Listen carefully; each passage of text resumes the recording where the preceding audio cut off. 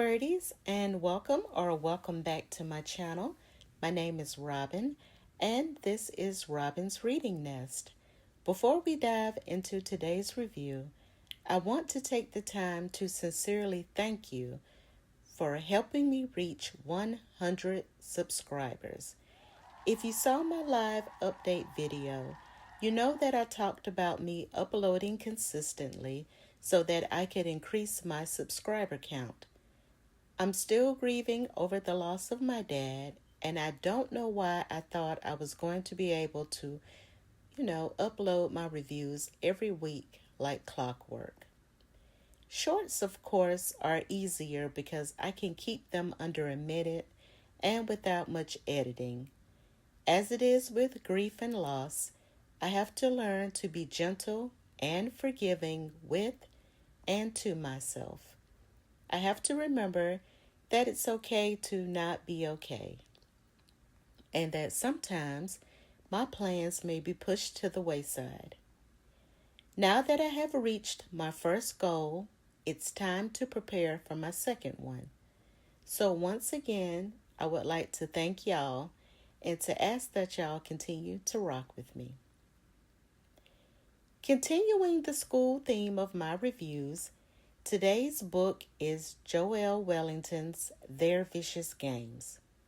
Let's talk about how pretty the book cover is. It shows a hand, which we can assume belongs to Adina, our main character.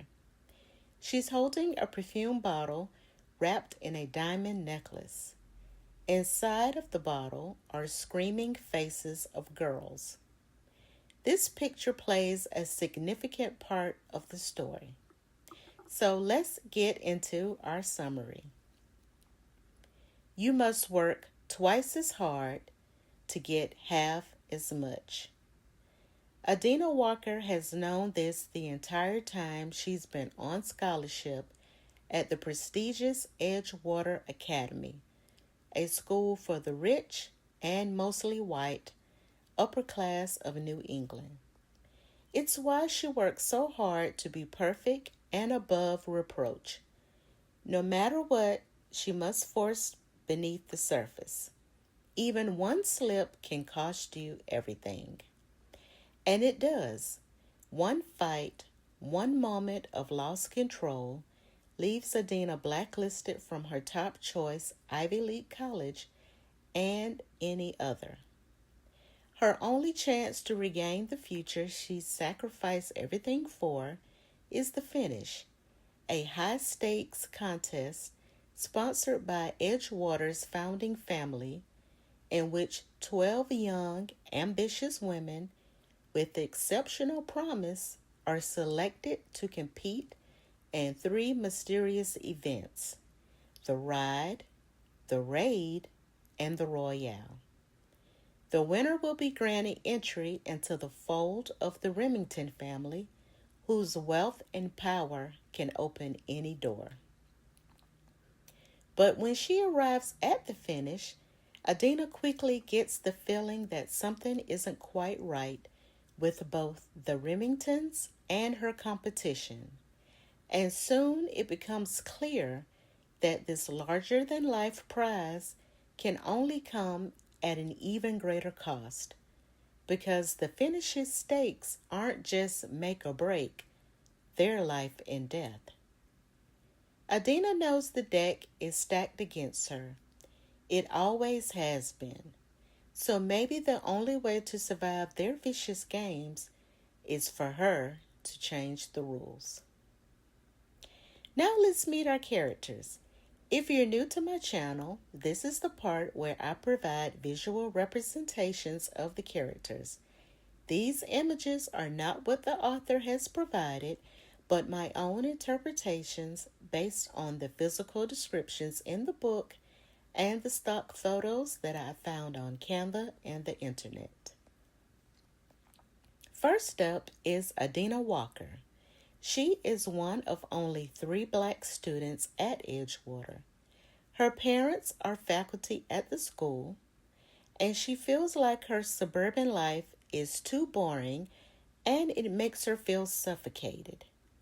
She is quoted as saying, I was the daughter of the help in the eyes of everyone else. Next, we have Esme Aldridge. She was friends with Adina until Adina spread rumors about her family's financial troubles. She would be considered the Regina George of the school. Hawthorne is Esme's right hand. She follows Esme's lead, but when she's not around Esme, Hawthorne seems to have a mind of her own. Next up is Penthesilea Bonovich. She has been dating Pierce Remington since 5th grade. She seems more mature than her peers. So mature that the other students feel away when they have disappointed her. With her dating Pierce, she seems like a shoo-in for the finish. Next is Pierce Maxwell Remington IV, also known as 4. He is the younger son and heir to the Remington Empire. His older brother Graham was considered the black sheep of the family. Therefore, Pierce became the golden boy. Then we have Tony, Adina's best friend and the only other black girl at Edgewater Academy. Tony's parents were D9 chapter presidents and Ivy-educated descendants of the black elite from the Gilded Age. Tony has a twin brother named Charles. He seems to have, quote-unquote, transformed into his surroundings by, quote-unquote, turning off his blackness. He has essentially rose up the social ladder at school, even going as far as becoming a member of the North American Interfraternity Conference. And finally, we have Dr. Layton Remington, also known as Aunt Layton. Having won a finish herself years ago and married to Forrest's uncle, she is now the game master and gives the rules. Similar to Adina, she too came from a working-class family and even worked for the Remingtons. Though Layton is smart, ambitious, and officially part of the Remington family, Third, Forrest's father, still sees her as the help. Let's discuss the student body. They have rules that everyone seems to follow at Edgewater. Number 1, wealth is power. If you don't have it, keep your head down. Number 2, knowledge is also power. Knowledge comes with the responsibility of keeping your mouth shut at times. Adina knew the rules, but she forgot to follow them. Therefore, she made some critical mistakes that led to her unraveling. Mistake number 1, she was not paying attention. Adina got accepted into Yale and she celebrated herself, whereas Esme was deferred in the first round. And in that moment, Adina forgot that society wants us black women to be humbled. After sharing her good news with others, Esme states, "You'll fill their quota out nicely." Mistake number 2, Adina fought back. After being stung by the words of her so-called friend, Tony comes over to comfort Adina and reveals that Esme's parents are having financial troubles. The next day, Adina drops little breadcrumbs of gossip, which leads the other students to the conclusion that the Aldridges are broke. Mistake number 3. Adina miscalculated. Only 3 people knew about Esme's money troubles. Esme herself, Charles, who she was dating at the time, and his sister, Tony. This leads Esme to turn on Tony. She says to Tony, "You were just waiting to tear me down waiting for your opportunity, you uppity social climbing cunt. Mistake number 4, Adina went against Esme. Adina steps in to protect Tony, and Esme flies off the rails. How dare Adina have the audacity to stand up to Esme and not to keep her head down and fall in line? It's almost as if it makes Esme's entire persona glitch.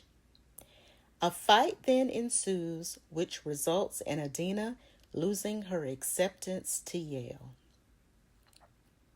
To try to get it back, Tony suggests that Adina compete in the finish, a competition started many years ago by Matilda Remington.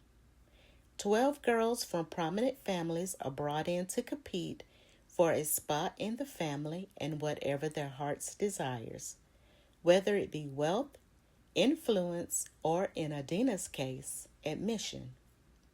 Now it is time for the youngest Remington, also known as 4, to host. The finish has 3 tests: the ride, the raid, and the royale. There is no application, no entrance fee, and no one knows the selection process or how it works. But what the participants do know is that the Remington family provides the winner with the things mentioned.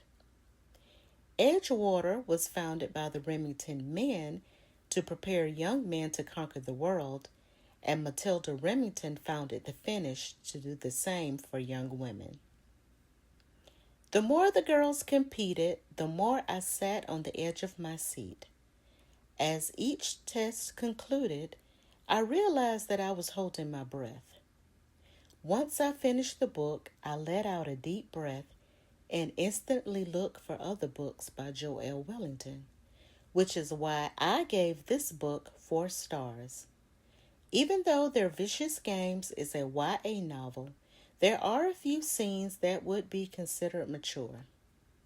If you are a fan of dark academia and books like Ace of Spades and Where Sleeping Girls Lie, this book is for you.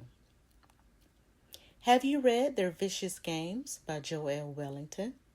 If so, what were your thoughts on the adults in the book? How did you feel about the Remingtons? What did you think about the finish? What were your thoughts on the families who allowed their daughters to participate in the finish? Please share your thoughts in the comments below. Also, if you missed my previous review on The Teacher by Frida McFadden, please click here to watch it. If you have already seen it, thank you. I appreciate that. And while you're still here, please like, share, subscribe, and click the notification bell so that you may know when I upload or go live here on my YouTube channel. Also, let's see if we can get that subscriber count up to my second goal. Once again, thank you to everyone that has subscribed. You can also follow me on TikTok, Instagram, and the Storygraph at Robin's Reading Nest. Well, that ends today's review. I'm so glad that you decided to spend this time with me. Until we meet again, thank you for visiting Robin's Reading Nest, where birds of a feather read together.